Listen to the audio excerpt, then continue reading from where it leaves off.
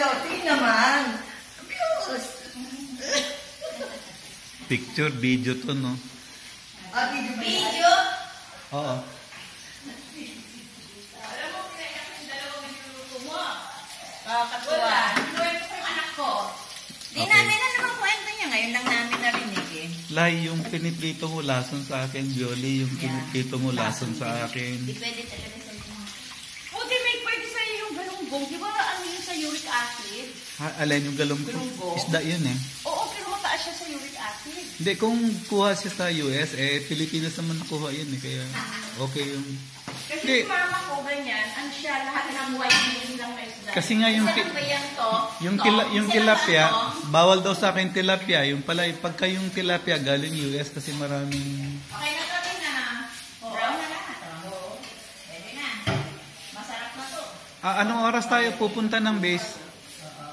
Pag nagreklamo sila eh, hindi tayo magluto. Hindi nyo nireklamo. Wala. Sarap ng fried rice.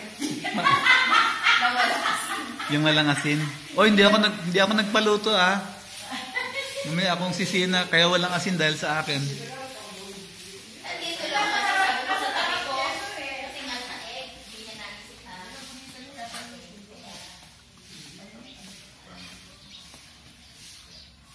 Ay, ginagawa mo.